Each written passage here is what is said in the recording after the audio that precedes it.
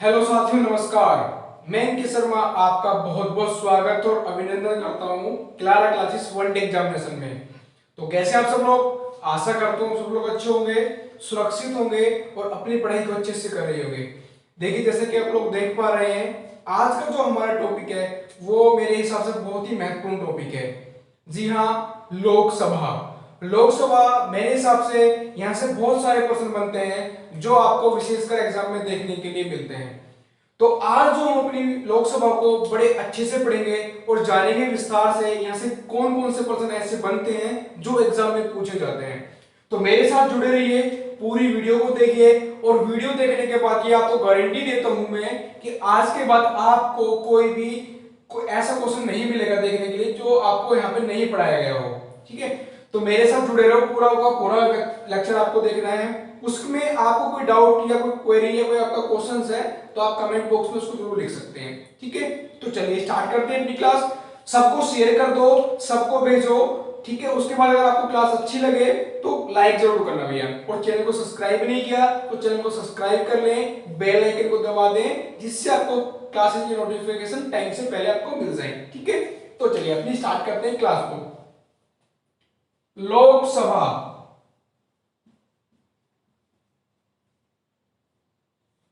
देखिए, लोकसभा क्या है, कहां से आया लोकसभा?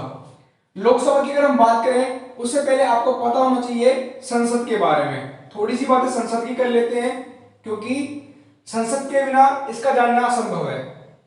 संसद जो है वो हमारा 3 अंगों से मिलकर बना है। अब उसमें 3 अंग कौन कौन से हैं? पहला आपका अंग आता है आपका राष्ट्रपति, जिसकी चर्चा हम पहले भी कर चुके हैं। अगर आपने अभी तक नहीं पढ़ा है तो Clara classes one day examination app Google play store पे अवेलेबल है, वहां पर जाइए, वहां पर ये सारी क्लासेस आपको मिल जाएंगी।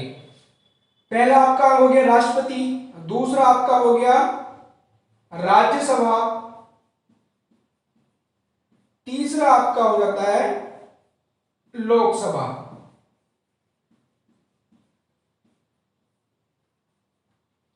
अब ये 3 जो अंग है मेरे, ये 3 मेरे संसद के अंग हैं। मतलब हमारे संविधान के अनुसार जो संसद बनी है वो संसद इन तीनों से मिलकर बनी है। संसद का जिक्र कहां पर है? अनुच्छेद 79। अनुच्छेद 79 की जब हम बात करते हैं तो वहां पर विस्तार से संसद के बारे में वर्णन किया गया है। इसको याद कैसे करेंगे? तो याद नहीं करना है आपको, बस समझना है एक ट्रिक से कि जो मेरा संसद है वो सुबह 7:09। कितना? 7:09 पर मेरा क्या स्टार्ट होती है? संसद स्टार्ट होती है। तो संसद के आपको आर्टिकल याद हो गया कितना? 79। अब देखो, जो लोकसभा है ये हमारा संसद का अंग है, लेकिन अगर मैं बात करूं इसके काफी सारे नाम हैं। लोकसभा के काफी सारे नाम है, राज्यसभा को भी दूसरा नाम है। राज्यसभा का दूसरा नाम क्या है? उपरला सदन।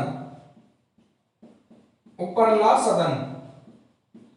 आपको आपसे क्वेश्चन पूछा जाएगा या उच्च सदन,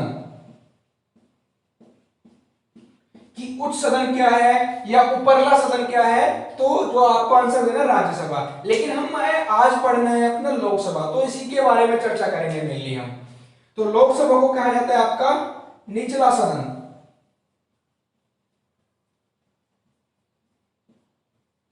या निम्न सदन।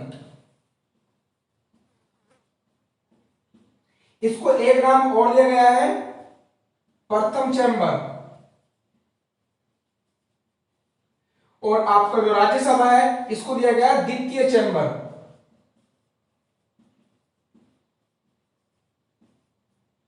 इनका जो नामकरण है ये नामकरण करा गया था 1954 के बाद।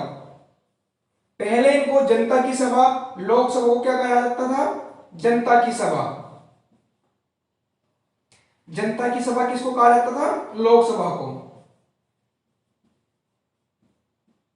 तो ये आपको याद रखना है। अब देखो, थोड़ी बातें आपको लिखनी है, थोड़ी बातें आपको सुननी है। अब लिखना क्या है? देखो, लोकसभा की हम चर्चा कर रहे हैं तो सारी बातें वैसे हम लोकसभा की ही करेंगे। थोड़ा सा मैंने आपको बता दिया है इसमें डिफरेंस का। तो लोकसभा जो है हमारा निचला सदन। काफी बार एग्जाम में क्वेश्चन ये पूछा गया है कि संसद का निचले सदन को क्या कहा जाता है, या संसद के निचले सदन का नाम क्या है। जो निचला सदन है संसद का वो लोकसभा है, जिसको लोगों की सभा,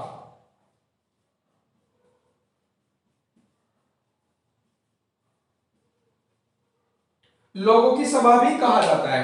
तो ये सब चीजें याद रह जाएगी। इसका जिक्र आर्टिकल 81 अनुच्छेद 81, अनुच्छेद 81 लोकसभा का संगठन,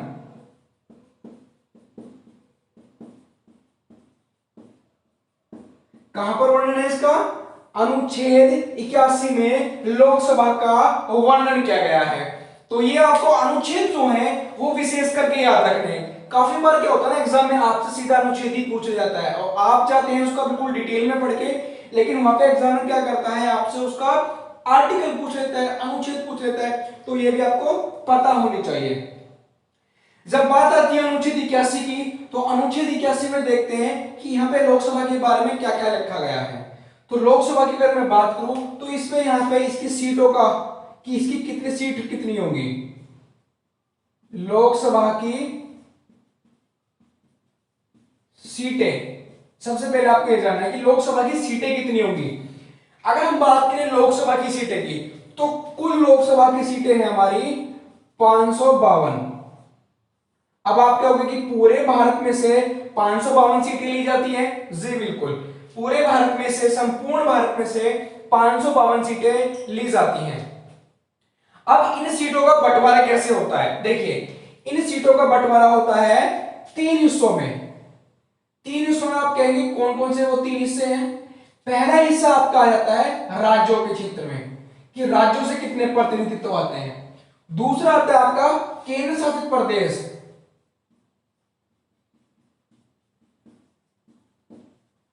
और तीसरा आपका आता है एंग्लो इंडियन। ये जो मेरे 552 सदस्य हैं लोकसभा के, ये 552 के 52 इन तीनों में बढ़ जाते हैं। अब किसको कितनी सीटें मिलती हैं, ये भी चर्चा का विषय है। बिल्कुल होना चाहिए, पता होनी चाहिए कि मेरे 552 सीटों में से राज्यों को कितना है और केंद्र शासित प्रदेश को कितना मिली और एंग्लो इंडियन को कितना मिली। तो राज्यों की अगर मैं बात करूं तो 552 में से 530 सीटें किसको मिलती है? राज्यों को मिल जाती हैं, लेकिन 20 सीटें मेरी मिलती हैं केंद्र शासित प्रदेश को। तो कितनी हो गई भैया? 530 तो मिली राज्य को और 20 मिली मेरी केंद्र शासित प्रदेश को, 550 हो गई। लेकिन जो आपकी 2 सीटें बचती हैं वो किसके लिए बचती है? एंग्लो इंडियन के लिए। याद रह जाएगा? बोलो सही है? याद रह जाएगा? बोलो सही है? आपको सीटों का बंटवारा कर दिया है मैंने।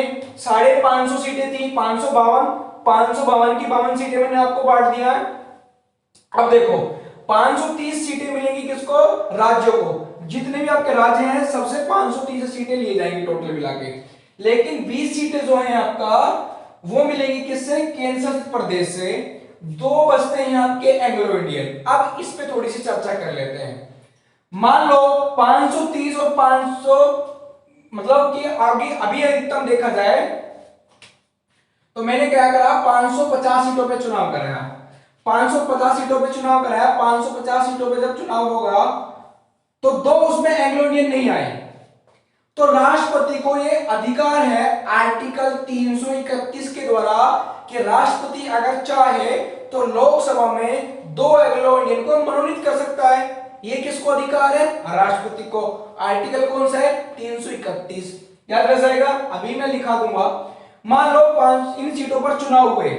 चुनाव होने के बाद इनमें से कोई भी एंग्लो इंडियन चुन के नहीं आया, तो राष्ट्रपति अपनी स्वेच्छा से, अपने मन से किसी भी 2 एंग्लो इंडियन को मनोनीत कर सकता है, यह उसके पास अधिकार है। लेकिन अगर वो एंग्लो इंडियन इन 530 और 20 सीटों में आपको मिल गई, मतलब 550 जो सीटें आपने चुनाव हुआ है इनमें आपको एंग्लो इंडियन मिल जाते हैं, या वो चुनाव लड़के जीत के आ जाते हैं लोकसभा में, तब राष्ट्रपति मनोनीत नहीं करेगा इनको। तो ये विशेष करके याद रखना है। कब मनोनीत करता है? जब वो नहीं होते हैं। ये राष्ट्रपति के पास शक्ति है, मनोनीत कर सकता है 331 अनुच्छेद के तहत।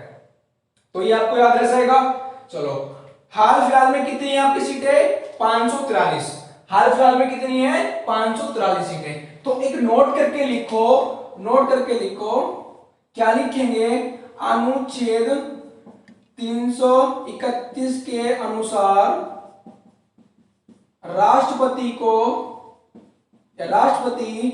लोकसभा में 2 एंग्लो इंडियन मनोनीत कर सकता है। ये राष्ट्रपति को क्या है, अधिकार है, मनोनीत कर सकता है। ठीक है, अब बात करते हैं कि जो लोकसभा है हमारी, इसका चुनाव कैसे होता है। जब लोग जो चुनते आते हैं, ये कैसे होता है, किस प्रकार इसका चुनाव होता है। तो इसका चुनाव होता है first past the post, Hindi में बोलते हैं इसको अग्रताही विजेता। सिंपल भाषा में ऐसे सुनिए, समझिए। आप लोग गांव से हैं, समझो आप लोग गांव से हैं या शहर से हैं, कहीं से भी हैं, आपके यहाँ पे चुनाव हो रहे हैं, 5 मतदाता, उसमें 5 कैंडिडेट खड़े हैं, मान लो 5 उम्मीदवार उसमें खड़े हैं, मतदाताओं ने अपने वोट डाल दिए, जिस उम्मीदवार को मैक्सिमम वोट मिलेंगे वो जीत जाता है। ये होता है अग्रताही विजेता, फर्स्ट पास्ट द पोस्ट, जो पहले आएगा वो पहले पाएगा। समझ गए। अब देखो, लोकसभा का चुनाव होता है first past the post rule से, तो इसका हम चुनाव लिखेंगे first past the post, Hindi में बोलते हैं इसको अग्रताही विजेता।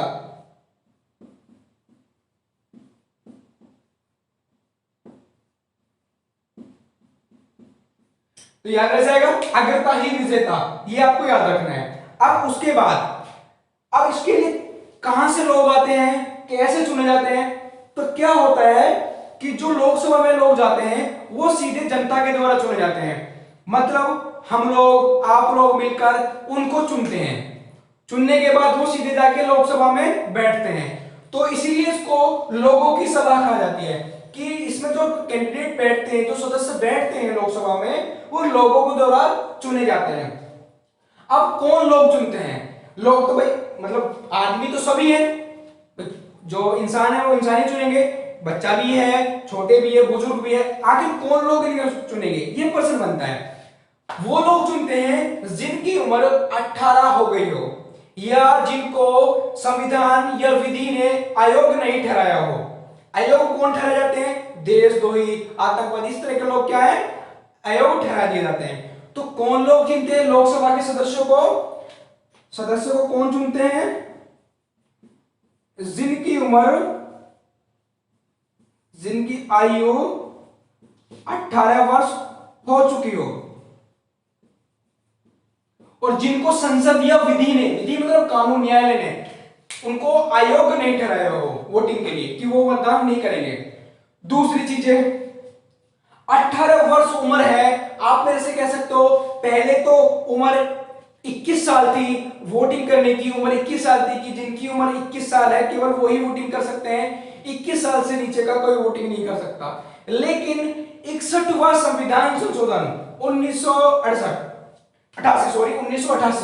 61वां संविधान संशोधन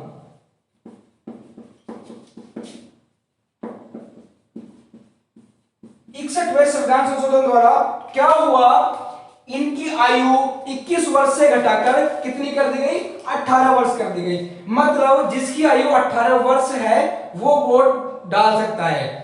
ठीक है, तो वोट डालने का अधिकार कितने वर्ष कर दिया गया, 18 वर्ष कर दिया गया। तो ये आपको याद रखना है। अब आगे चलते हैं, ये सब आप नोट कर लीजिए, आपके लिए नोट करना बहुत जरूरी है। स्क्रीनशॉट ले सकते हैं, मैं साइड में हट जाऊंगा, स्क्रीनशॉट ले लीजिए, नोट कर लीजिए, याद करिए। कोई डाउट है, क्वेरीज है, या आप कुछ पूछना चाहते हैं तो पूछिए। एक बार मैं पढ़ा रहा था तो एक स्टूडेंट ने पूछ लिया कि राष्ट्रपति हमारी संसद का अंग क्यों है।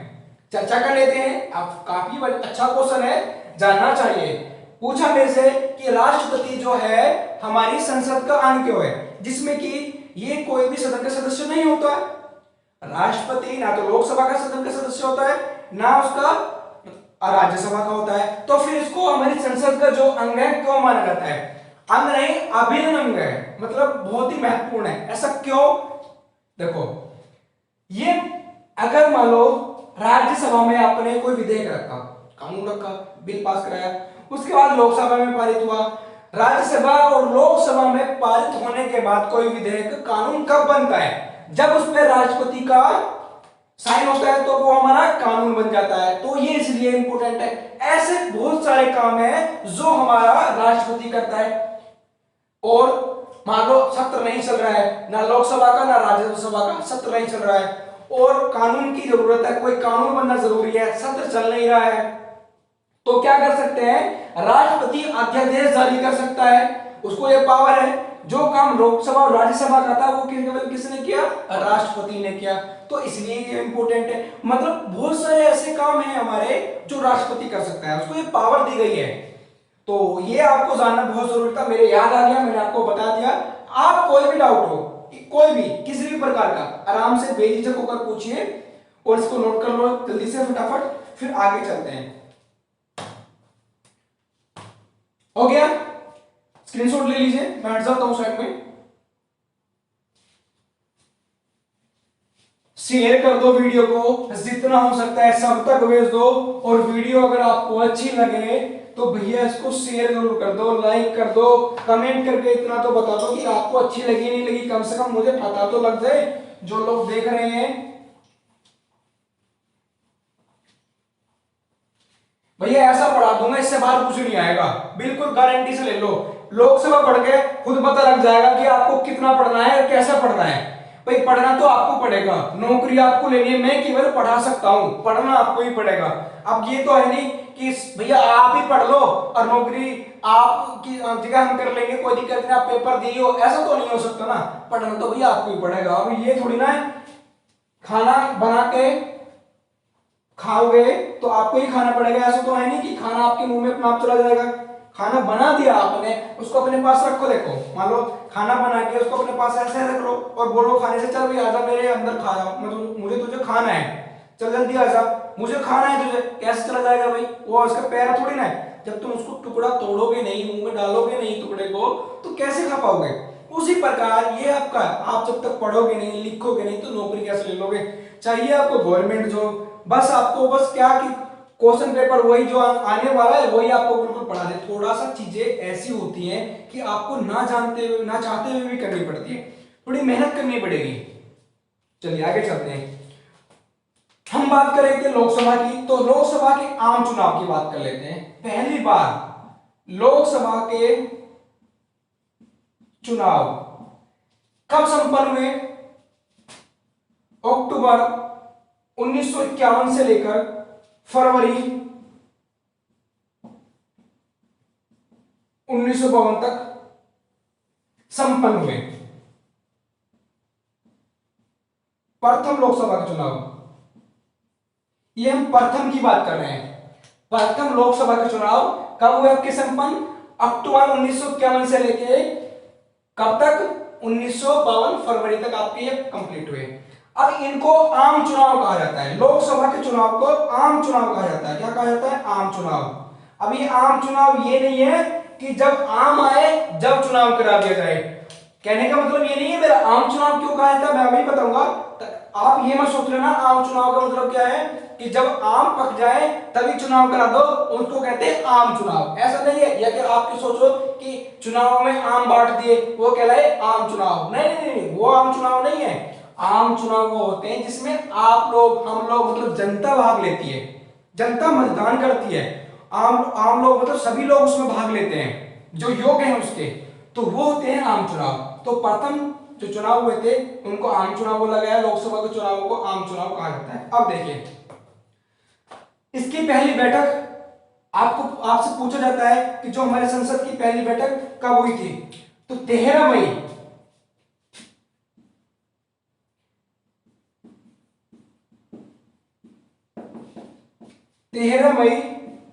1952 को इसकी पहली बैठक हुई, जब इसको जनता का सदन कहा जाता था, जनता की सभा। जब लोकसभा नाम नहीं थे इसका, जब था जनता की सभा, तो आपको याद रह जाएगा।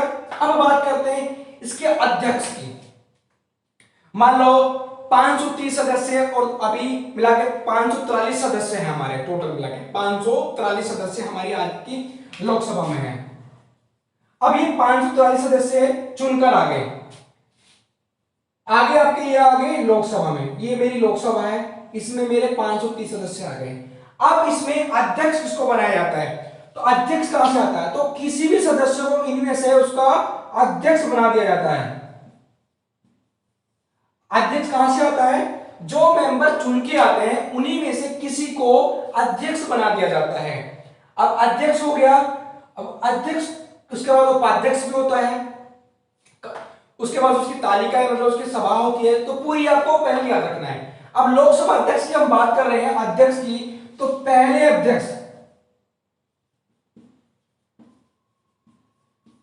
अध्यक्ष बने थे जीवी मावलंकर।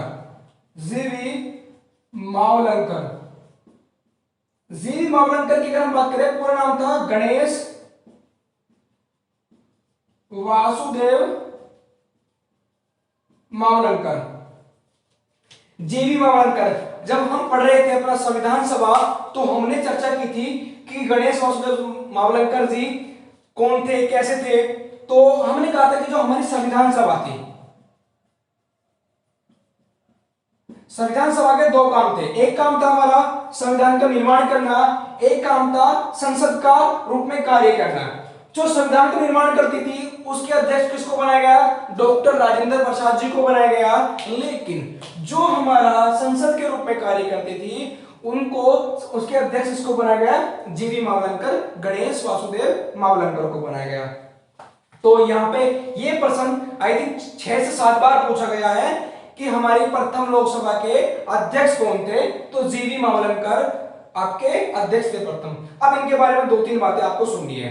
क्या जीवी मावलंकर जी अपने पद पे थे तो इनके खिलाफ एक प्रस्ताव लाया गया, इनको हटाने के लिए प्रस्ताव लाया गया, लेकिन प्रस्ताव जैसे ही लाए वो प्रस्ताव जो विफल रहा, मतलब असफल नहीं हो पाया, मतलब कैंसिल हो गया।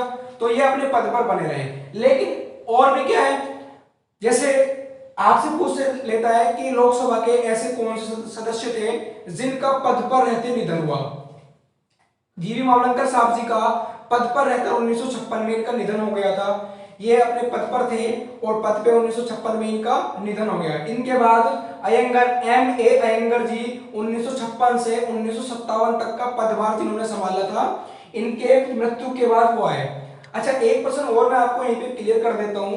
आपसे पूछ लिया जाता है कि ये पूछ लिया अगर बना है प्रश्न कि जीवी मावलंकर के सिवाय या जीवी मावलंकर को छोड़कर ऐसे कौन से और लोकसभा अध्यक्ष हुए जिनका पद पर रहते हुए निधन हुआ था? तो जीएमसी बाल योगी नाम रखना है आप, बाल योगी जी कर हैं जिनका जो पद पर रहते हुए निधन हो गया था। क्लियर है? ये सब चीजें क्लियर है। अब देखिए, अगर हम बात कर रहे हैं चुनाव के विषय में, तो चुनाव जो हुआ था वो भी बात कर लेते हैं। कितनी सीटों को लिए हुआ था, कि कांग्रेस को कितनी मिली थी, सरकार किसकी बनी थी, तो ये भी जरूरी है।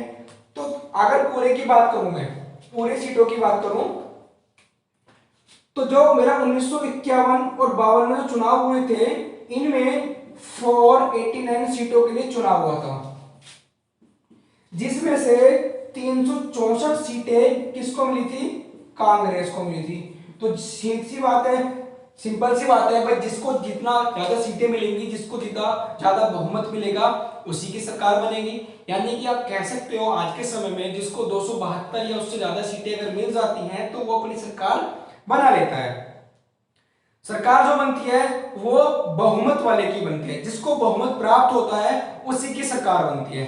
तो कांग्रेस को यहाँ पे बहुमत प्राप्त था तो कांग्रेस की सरकार बनी थी। उसमें से एक प्रधानमंत्री बने जिनका नाम है पंडित जवाहरलाल नेहरू, प्रथम आपके प्रधानमंत्री। आपसे पूछा जाता है कि पहले प्रधानमंत्री कौन थे, तो पंडित जवाहरलाल नेहरू। लेकिन ये जो चुनाव हुए, प्रथम जो आम चुनाव हुए, इनमें 2 बड़ी घटनाएं घटी। अब 2 बड़ी घटनाएं कैसे घटी?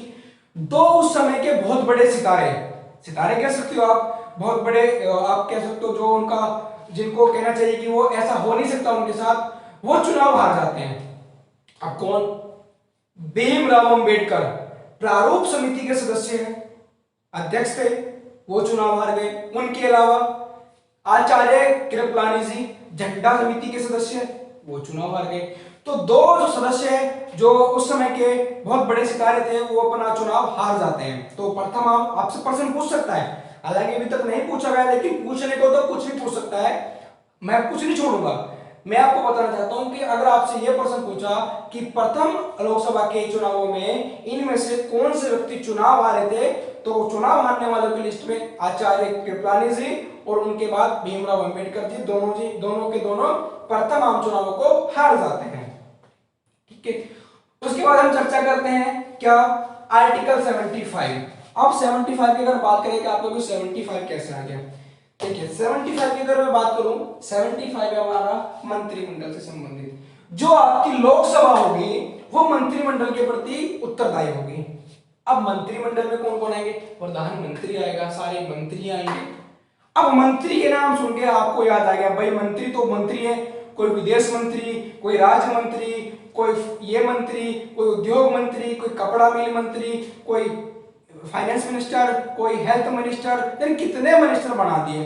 अब जो भी नई सरकार आती थी ठाया अपने आदमी को, मान लो कि आदमी मतलब पति नहीं, अपना आदमी मतलब पति नहीं, अपना आदमी मतलब जान पहचान का, मान लो कि नेता का भाई नेता होता है ना, अपना कोई नेता सत्ता में आ गया, विचार उनके मिलते हैं, उन्होंने कहा ठीक है तुझे कोई ना कोई मैं मंत्री पद दे दूंगा, एमपी तो ही, मेंबर ऑफ पार्लियामेंट तो ही, उसके बाद उसको मंत्री पद का दर्जा मिल जाता है कि वो कैबिनेट मंत्री इस तरह का बन जाता है, उसको हेल्थ मिनिस्टर बना देते हैं, तो इस तरह का मंत्री पद दे देते थे। लेकिन क्या हुआ, एक संविधान संशोधन हुआ। अब वो संविधान संशोधन 51वां संविधान संशोधन, 51वां संविधान संशोधन, 51वां संविधान संशोधन द्वारा यह तय कर दिया गया कि वे जो भी सरकार आएगी उसकी जितनी सीटें रहेंगी उसमें से 15%, केवल 15% ही वो अपना मंत्री पद बना सकते हैं। मतलब मान लो, समझो ऐसे एग्जांपल के तौर पर, मान लो कि उसको 300 सीटें मिली, समझो अभी सरकार है मोदी जी की, मोदी जी को 300 सीटें मिलती हैं। एग्जाम्पल के तौर पर मेरा कोई ये किसी की भावना को ठेस पहुंचाना या मेरा पर्टिकुलर एग्जाम्पल इस तरह से नहीं है, मैं एक सत्ता जो अभी करंट में चल रहा है उसको एक एग्जाम्पल के तौर पर मान लो, आप एक्स वाई कुछ भी मान सकते हैं। 300 सीटें उनको मिली किसी भी सरकार को, उसमें से केवल 15% ही वो अपना लोगों को मंत्री बना सकते हैं। ये नहीं है कि 15 या 45 को छोड़कर वो 70 मंत्री उन्होंने बना दी, ऐसा नहीं होता, अब नहीं होगा। ये लिख दिया गया आर्टिकल 75 में। आर्टिकल 75 में बहुत सारी बातें लिखी गई हैं, लेकिन आपको यहाँ पर 2-3 बातें पढ़नी है, जैसे मंत्री परिषद के उत्तरदायी होगी कौन, लोकसभा। दूसरा, 51वें संविधान संशोधन द्वारा मंत्रिमंडल जो मंत्रियों का जो पद है वो संख्या वो सीमित कर दी गई, तो ये भी आपको याद रखना है। तो ये सारा एक बार आप नोट कर लो फटाफट, फिर मैं आगे चलता हूं, अभी काफी सारी बातें करनी है।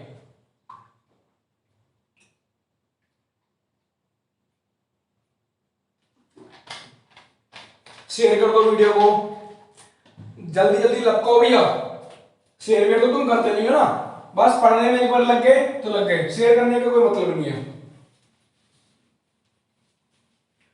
चलो अब आगे चलते हैं। देखो जितना भी मैं पढ़ा रहा हूं ना लोकसभा से मैक्सिमम है, आप पढ़ के देखिए, आपको कोई डाउट कोई क्वेरीज हो मेरे तरफ तो आएगी नहीं लोकसभा से, हर एक क्वेश्चन को मैं यहाँ पे क्लियर कर दूंगा। अभी तो बहुत सारा कंटेंट बचा है, आगे चलते हैं। अनुच्छेद आपका 108 पढ़ते हैं। अब आप क्या हुए, कहां 75 पे पढ़े, कहां 81 पे पढ़े, कहां 108 पे आ गए, तो काम ही है अनुच्छेद का। देखो पढ़ो तो ऐसे पढ़ो कि उससे कोई क्वेश्चन छूटे ना, चाहो 395 अनुच्छेद है ना, 395 अनुच्छेद का चाहे कोई सा भी अनुच्छेद हो लोकसभा से रिलेटेड हो, उसको निकाल के खोज के उसके पास लेके जाओ, भूले भटके को उसके परिवार से मिलाओ, लोकसभा को लोकसभा से मिलाओ। अब 108 में क्या है, संयुक्त अधिवेशन, बड़ा अच्छा प्रश्न बनता है, पूछा गया है किसका, संसद का आता है संयुक्त अधिवेशन, लोकसभा प्लस राज्यसभा, बुलाता कौन है, राष्ट्रपति। कारण सब चीज पता होनी चाहिए, कारण मतलब क्यों बुलाते हैं, जब एक सदन विधेयक या बिल पारित कर दे तथा दूसरा सदन 6 माह से अधिक या ना पारित करें तो उस कारण आपका संयुक्त अधिवेशन बुलाया जाता है। अब यहां पे आप मेरे से कहेंगे कि इसमें लोकसभा का क्या, भाई अध्यक्ष संयुक्त अधिवेशन हो रहा है, लोकसभा राज्यसभा आ जाएंगे, ठीक है, तब काम देखा जाएगा। लेकिन बुला कौन रहा है? राष्ट्रपति बुला रहा है संयुक्त अधिवेशन को। उसके बाद कारण भी नहीं है इसमें किसी लोकसभा से रिलेटेड। अब फिर इसका काम क्या है, क्यों पढ़ रहे हैं इसको हम अभी यहाँ पे? तो सिंपल सी बात है भाई, बुलाया तो राष्ट्रपति ने है, लेकिन अध्यक्षता कौन करेगा? कौन करेगा अध्यक्षता? लोकसभा का अध्यक्ष, लोकसभा का अध्यक्ष। तो पूछा प्रश्न यहां से, बना प्रश्न, क्या बना कि संयुक्त अधिवेशन बुलाता तो राष्ट्रपति है, लेकिन अध्यक्षता कौन करता है? कौन करता है? लोकसभा अध्यक्ष करता है। याद रह जाएगा? बोलो सही है। अब आगे देखो, आपने कहा ठीक है, मैंने मान लिया, आपने कहा ठीक है, आपने उत्तर दिया कि लोकसभा का अध्यक्ष इसकी अध्यक्षता करेगा। लेकिन क्या कहीं हमारे संविधान में ऐसा लिखा है?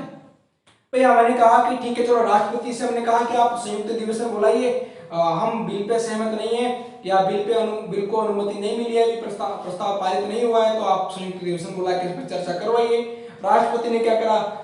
संयुक्त अधिवेशन बुला लिया। उसके बुलाने के बाद अध्यक्षता कौन करेगा? लोकसभा अध्यक्ष। तो मैं आपसे प्रश्न ये पूछना चाहता हूं, क्या कहीं हमारे संविधान में इसका उल्लेख किया गया है कि इसकी अध्यक्षता केवल यही करेंगे, इनके अलावा कोई नहीं करेगा? लिखा गया है, बिल्कुल लिखा गया है। अनुच्छेद 118, अनुच्छेद 118 के 4 भाग की अगर हम बात करेंगे तो उसमें क्लियर करके लिख दिया गया है, नोट करके लिख लो, ये हेडलाइन है आपकी, ये 2 स्टार 3 स्टार 5 स्टार का क्वेश्चन बन जाएगा आपका। क्या कि अनुच्छेद 118 के 4 में यह उल्लेख किया गया है कि संयुक्त अधिवेशन की अध्यक्षता केवल लोकसभा अध्यक्ष करेंगे। लिखो, बोलो, लिखो, जल्दी लिखो। क्या लिखेंगे? फिर से रिपीट करता हूं, अनुच्छेद 118 के 4 भाग में यह उल्लेख किया गया है कि लोकसभा अध्यक्ष की अध्यक्षता या लोकसभा की जो संयुक्त अधिवेशन की अध्यक्षता कौन करेंगे? लोकसभा अध्यक्ष करेंगे। ये आपकी सारी चीजें क्लियर हैं। अब अनुच्छेद पे आ जाते हैं 109 पे। अब 108 हमारा क्लियर हो गया। 109, कोई भी धन विधेयक हो, कोई भी धन विधेयक हमेशा लोकसभा में पेश होगा। धन विधेयक हमेशा लोकसभा में पेश होगा। पहले अगर आप कोई भी धन विधेयक ला रहे हैं तो पहले आप किस में लाएंगे?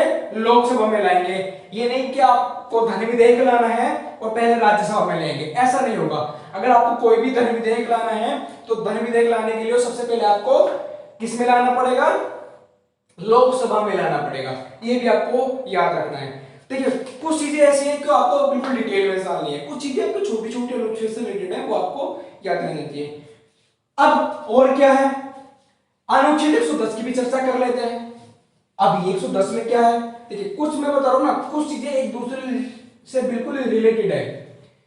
संविधान पॉलिटी एक ऐसी चैन है, पॉलिटी एक ऐसी चैन है, संविधान ऐसी चैन है हमारी जो एक दूसरे से जुड़ी हुई है, जो एक दूसरे से कड़ियां जुड़ी हुई हैं। आप प्रस्तावना पढ़ लो, चक एंड में जाके 395 अनुच्छेद में पढ़ लो, दोनों एक दूसरे से कहीं ना कहीं कनेक्ट मिलेंगे और पूरा का पूरा आपको सिस्टम दिख जाएगा।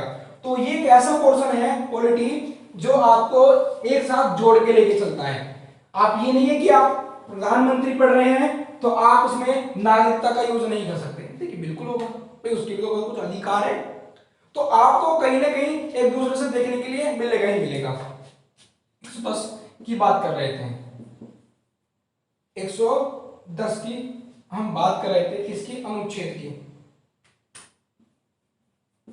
अनुच्छेद 110 में क्या लिखा है, कोई भी विधेयक धन विधेयक है या नहीं है, इसकी जो स्पष्टीकरण कौन करेगा, कोई भी विधेयक मेरा धन विधेयक है या नहीं है इसकी स्पष्टीकरण करता है लोकसभा अध्यक्ष। तो ये पावर किसको है, लोकसभा अध्यक्ष को, और वो अध्यक्ष सदस्य किसका होता है, लोकसभा का। क्लियर है ना, लोकसभा का अध्यक्ष जो है लोकसभा का सदस्य होता है, और कोई विधेयक धन विधेयक है या नहीं इसके जो स्पष्टीकरण है, इसको जो क्लियरेंस देता है वो कौन देता है, लोकसभा अध्यक्ष। तो लिखो 110 के अनुसार अनुच्छेद, कोई भी विधेयक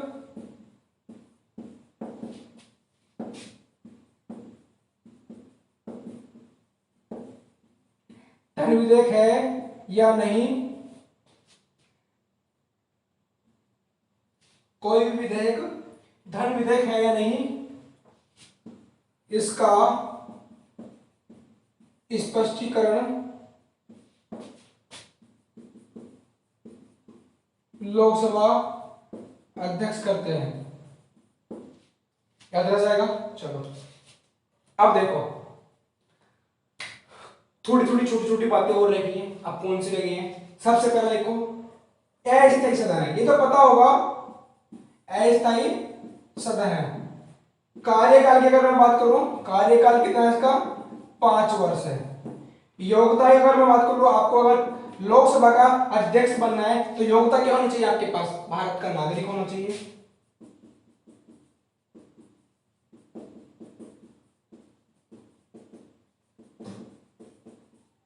भारत का नागरिक होना चाहिए, और उसके बाद में 25 वर्ष आयु होनी चाहिए। ये नहीं कि 24 साल उम्र हो गई, 18 साल हो गई, चलो मंत्री बनते हैं, मंत्री मतलब मेंबर ऑफ पार्लियामेंट बनेंगे, एमपी बनेंगे। अरे नहीं भैया, पहले 25 साल पूरा करो तब जाके कुछ बनो, उससे पहले आईएएस पाईएएस बनो, नौकरी वोकरी लो, ठीक है। और उसके बाद अन्य योग्यताएं, अन्य योग्यताएं संसद तय करेगा या सदन तय करेगा, चीजें याद आ जाएंगी। अब देखो कई बार प्रश्न स्टूडेंट ये पूछते हैं कि कार्यकाल आपने लिखा 5 वर्ष, मान लो देश में इमरजेंसी लगी है, इमरजेंसी लग गई, इमरजेंसी में क्या कार्यकाल इसका इतना ही रहेगा या कुछ चेंज हो सकता है। तो अगर कार्यकाल में चेंजेस करना है, मतलब कि देश में आपातकाल लगा है, आपातकाल लगा है मतलब इमरजेंसी लग गई है, तो लोकसभा के कार्यकाल को 1 वर्ष तक आप बढ़ा सकते हैं, मान लो कि 6 वर्ष तक कर सकते हैं। कब, जब आपातकाल लगा हो। ये नहीं है कि चला जा रहा है और सोचा कि चलो 1 साल के लिए और बढ़ा दीजिए, नहीं, उसमें आप नहीं बढ़ा सकते। कब बढ़ा सकते हैं, जब आपके पास आपातकाल लगा हो या देश में आपातकाल लगा हो, तो 5 वर्ष की जगह उसका 1 वर्ष बढ़ा के एक्सटेंड करके उसका क्या कर सकते हो, कार्यकाल बढ़ा सकते हो, किसका, लोकसभा का। तो ये चीजें याद रहेगी। अब देखिए लोकसभा के बारे में कुछ और बातें, क्या बातें हैं, कॉमन सी बातें, यहाँ से प्रश्न अभी तक नहीं पूछा गया है, हालांकि यूपीएससी तक भी नहीं, उन्होंने प्रश्न यहाँ पे नहीं पूछा है। मैं नहीं मानता कि उनका ध्यान यहाँ पे, मैं जानता नहीं क्यों नहीं गया उनका ध्यान इधर, लेकिन मैं अगर होता आपका एग्जामिनर में, या मैं पर्सन पेपर या क्वेश्चन पेपर बनाऊंगा या बनाता हूँ आपके लिए, या टेस्ट सीरीज में बनाता हूँ, तो यहाँ से प्रश्न मैं जरूर दूंगा। क्या होता है, लोकसभा में हमारे प्रस्ताव आते हैं, जैसे आपने सुना होगा अविश्वास प्रस्ताव, विश्वास प्रस्ताव, निंदा प्रस्ताव या काम रोको प्रस्ताव।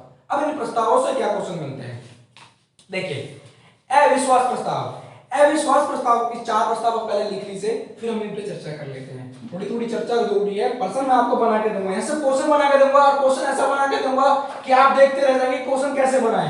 देखिए क्वेश्चन कहीं बाहर से नहीं आते हैं, क्वेश्चन यहीं से बनते हैं। क्वेश्चन ये नहीं है कि बाहर से आएंगे, आप सोचने लगो कि क्वेश्चन मेरा यूपीएससी क्या की जनरेट करता है। क्वेश्चन को यूपीएससी हो या कोई भी एग्जामिनर हो, वो इनोवेटिव नहीं है। देखिए एक होता है इनोवेटिव, इन्वेंशन करके नया बना दिया, एक है उसमें मॉडरेट करके कुछ ना कुछ चेंज कर दिया, ठीक। तो वो इन्वेंशन तो कहीं से नया, अब ये तो है नहीं कि लोकसभा में कुछ बहुत बड़ा चेंज हो गया, कोई नई लोकसभा बन के आ गई, ऐसा थोड़ी ना होगा। चेंजेस होते हैं लेकिन संविधान संशोधन होते हैं, उसको भी मैं पढ़ाता हूं जिसमें कि, तो हम बात कर रहे थे प्रस्ताव की, जो कि आपके लोकसभा में पेश किए जाते हैं। 4 प्रस्ताव की अगर हम बात करेंगे तो पहला है आपका अविश्वास प्रस्ताव हो गया, दूसरा विश्वास प्रस्ताव, तीसरा आपका निंदा प्रस्ताव, फोर्थ ऑफ द काम रोको प्रस्ताव।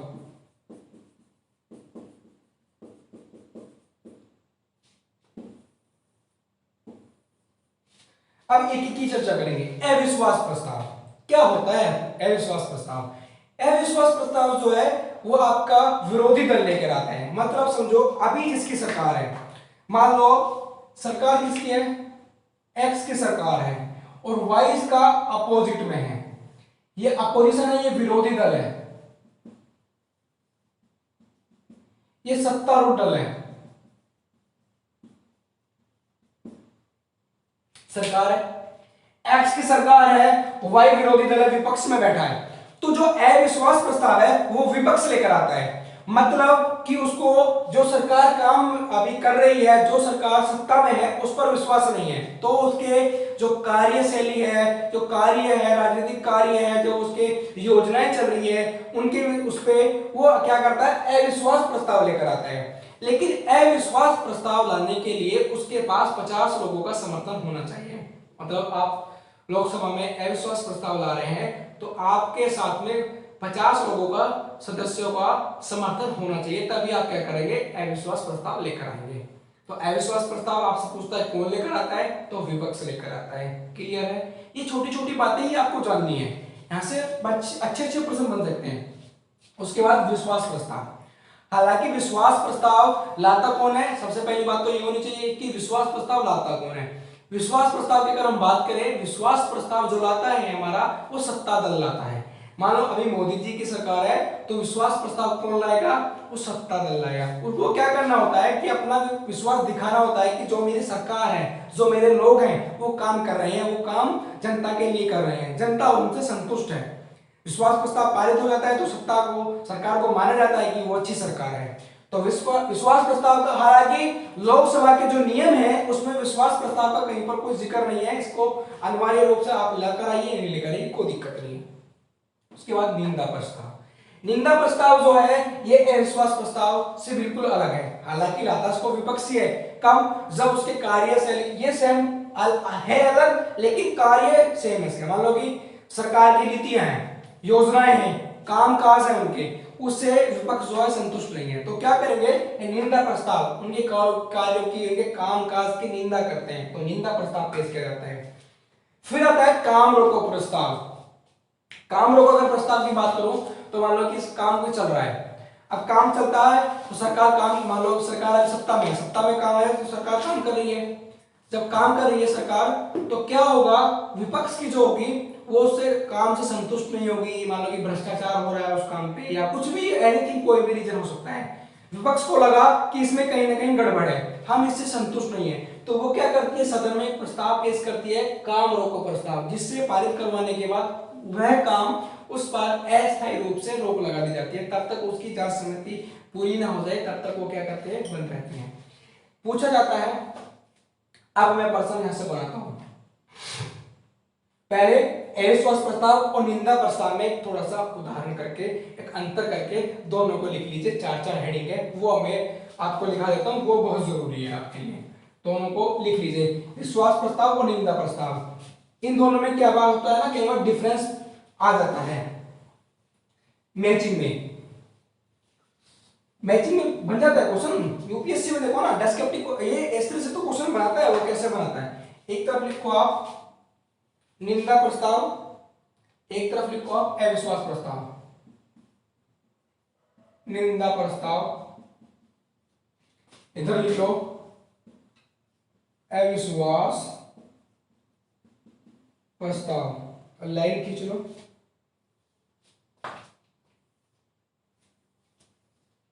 एक पॉइंट करके लिखो पहला,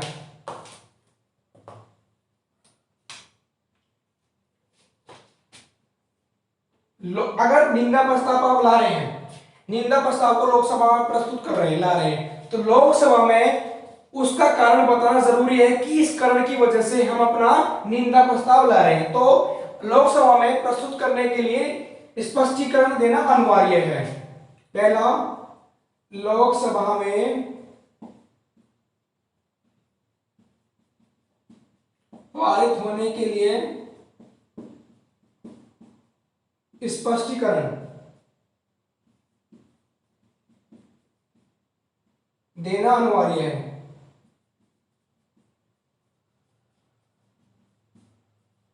इसमें अनिवार्य नहीं है भैया, इसमें अनिवार्य इसलिए नहीं है, उनको क्या है कि ये नहीं है कि आप क्या करेंगे किसी के उसमें निंदा मतलब प्रस्ताव ला रहे हैं कि उसका स्पष्टीकरण क्यों ला रहे हैं, किस लिए ला रहे हैं, क्या रीजन हो गया, ये सब स्पष्टीकरण देने की जरूरत नहीं है। दूसरा, इसमें क्या कर सकता, एक मंत्री स्लैश मंत्रियों स्लैश मंत्रिमंडल या मंत्री परिषद के खिलाफ ला सकते हैं। या तो आप एक मंत्री के लिए या कुछ मंत्री के या पूरा मंत्रिमंडल जो है आपका मंत्री परिषद उसके खिलाफ लिए ये आप निंदा प्रस्ताव ला सकते हैं।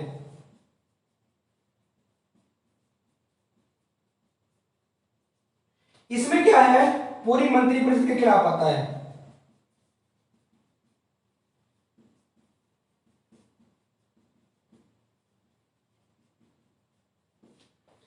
तो याद रह जाएंगे ना दोनों ये, अभी और भी लिखाता हूं, इनको लिखो पहले। क्या है, लोकसभा में पारित करने के लिए आपको क्या उसका स्पष्टीकरण देना पड़ेगा कि आप लाना क्यों चाहते हैं। उसमें इसमें अनिवार्य है, उसमें अनिवार्य नहीं है, आपको स्पष्टीकरण देना अनिवार्य नहीं है, हालांकि चाहो तो दे सकते हो लेकिन अनिवार्य कुछ नहीं है।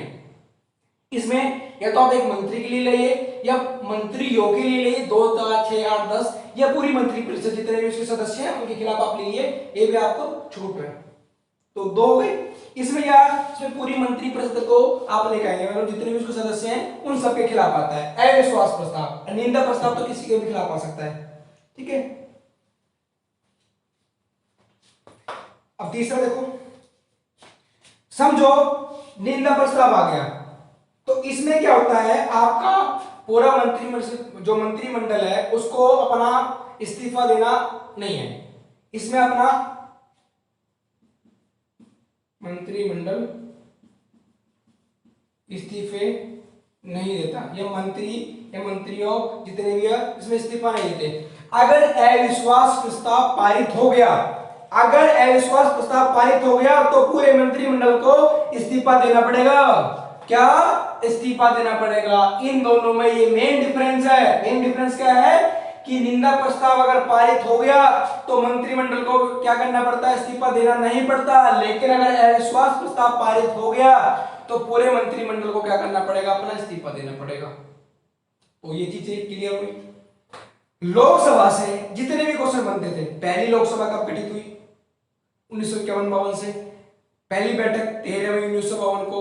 अच्छा, हाल ही फिलहाल में आपको मैं बता देता हूँ, हमारी जो लोकसभा है उसके सदस्य कौन है, अध्यक्ष कौन है।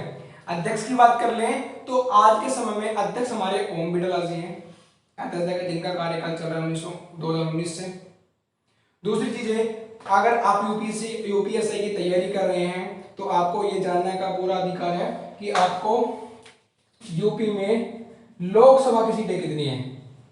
लोकसभा में यूपी की 80 सीटें हैं। कितनी? 80 सीटें, जिसमें से 17 सीटें किसकी है, अनुसूचित जाति की आरक्षित हैं। अनुसूचित जनजाति की कितनी है, 0 सीटें। तो याद रह जाएंगी ना भैया। अगर आपसे पूछे यूपी में अनुसूचित जाति की कितनी सीटें हैं, 17, टोटल कितनी लोकसभा की सीटें हैं, 80 सीटें। याद रह जाएगा। तो ये हमारा लोकसभा आज कंप्लीट हो गया। इसके बाद राज्यसभा पे जाएंगे। तो मेरा आपसे 2 मिनट मैं आपसे 2 मिनट बातें करना चाहूंगा, तो आप लोग बिल्कुल आराम से सुनिए। देखिए, अगर आपको सारी क्लासेस चाहिए, ये पूरा का पूरा पॉलिटी सेक्शन, साइंस या हिस्ट्री या मेरे से जो भी आप पढ़ना चाहते हैं, साइंस, पॉलिटी और हिस्ट्री, अब मेरे से अगर पढ़ना चाहते हैं तो आप प्ले स्टोर पर जाइए, Clara classes one take examination, आपको एप्लीकेशन मिलेगा, लिंक आपको डिस्क्रिप्शन में मिल जाएगा, उसको जाके डाउनलोड करो, रजिस्ट्रेशन करो। वहां पर जाके आपको सारे के सारे वीडियो लेक्चर आपको मिल जाएंगे। कुछ लेक्चर आपको YouTube पे भी मिलेंगे, जो लेक्चर YouTube पे नहीं मिलेगा वो आपको एप्लीकेशन पे मिल जाएगा। सभी की लिस्ट बनी हुई है, वहां पे आप जाके उनको आराम से पढ़ सकते हैं। गारंटी देता हूं कोई भी क्वेश्चन नहीं छूटेगा, कोई भी डाउट, कोई भी क्वेरीज हो, सारे क्लियर होंगे। बस सबसे आपको पढ़ना पड़ेगा। ये नहीं है कि आप मन चुराएंगे पढ़ाई से मन नहीं चुराना है, पढ़ना है आराम से। कोई डाउट आए पूछो, पूछो, क्वेश्चन सीरीज में कराऊंगा A to Z भैया, इतना कंटेंट दे दूंगा, पेपर भी नुकेगा रजिया गुंडों में फंस गया, ठीक है ना। आप समझ लेना, समझदार है आप काफी सारे, ठीक है। तो ये करना है आपको, बस शेयर कर दो दबा के, सब तक पहुंच जाए क्लास, पता लग जाए कि लोकसभा ऐसे पढ़ती है और यूपीएसआई में लगना है तो ऐसे ही पढ़ना पड़ेगा भैया। इससे कम में कॉम्प्रोमाइज नहीं होगा। इससे कम में अगर कॉम्प्रोमाइज करोगे ना तो फिर आप भविष्य के साथ खिलवाड़ कर रहे हो, अपने साथ। अगर तुम इससे कम में कॉम्प्रोमाइज कर रहे हो, 100-200 रुपए को ज्यादा बड़ी चीज नहीं होती, लेकिन जब नौकरी लग जाती है ना तो याद आते हैं, जब रह जाते हो तो जब भी याद आते हैं। काश 200 रुपए खर्च कर लिए होते, कल 500 रुपए खर्च कर लिए होते, चिल्ली पोटैटो पिज्जा डोसा खा ले तो 500 रुपए के दिन में, लेकिन 200-400 रुपए पढ़ाई के ऊपर खर्च कर लोगे तो जिंदगी बन जाएगी। तो ये चीजें ना आपको लाइफ टाइम याद रहेंगी कि 200 रुपए में मैं नौकरी लग गया हूँ, 500 रुपए में, 1000 रुपए में मैंने कोर्स खरीदा है, मैंने 500 रुपए में वहां दिए थे, वहां पे खर्च किए, मैं नौकरी लग गया हूँ, ठीक है। अब वो याद नहीं रहती कि मैंने 500 रुपए का डोसा भी खाया था, मैंने वहां पे रेस्टोरेंट में खाना खाया था, मैंने ये करा, मैंने वो करा, कुछ याद नहीं रहता है, वो चीजें पढ़ाई की याद आती है, ठीक है। तो मेरा तो यही मानना है, बाकी आपकी मर्जी है, मैं कह ही सकता हूँ, बोल ही सकता हूँ, आपको थोड़ा मोटिवेट कर सकता हूँ, इससे ज्यादा क्या कर सकता हूँ, कुछ नहीं। आप लोग समझदार हैं, बड़े हो गए हैं, आप लोग दरोगा बनने जा रहे हैं, तो भैया इससे ज्यादा आप क्या होगा। आप लोग पढ़िए, डाउट भेजिए, शेयर करिए, सब्सक्राइब करिए, लाइक करिए और मेहनत करिए, पढ़ाई करिए, और वीडियो को बताना है कैसी लगी है लाइक करके। तो मैं आप लोगों को दिखा दूं कि कितनी मेहनत, आप कितनी गर्मी हो रही है, और इतनी गर्मी में आपके लिए रिकॉर्डिंग करना, फैन ऑफ, कूलर, ये सब कुछ बंद यहाँ पे केवल आप ही के लिए, इतनी मेहनत करके रिकॉर्ड करके आप तक क्लासेस पहुंचाई जा रही है। तो आपके लिए हम इतनी मेहनत कर रहे हैं, तो आप अपने लिए थोड़ी सी मेहनत करिए, ठीक है। तो चलिए क्लास को समाप्त करते हैं, मिलते हैं अगली कक्षा में, तब तक के लिए बाय बाय, टेक केयर, जय हिंद, जय भारत। सेम आवाज, सेम एनर्जी होनी चाहिए, आप कितना भी पढ़ाओ, एनर्जी सेम होनी चाहिए, ठीक है। चलिए मिलते हैं अगली क्लास में, बाय बाय, टेक केयर, जय हिंद, जय भारत।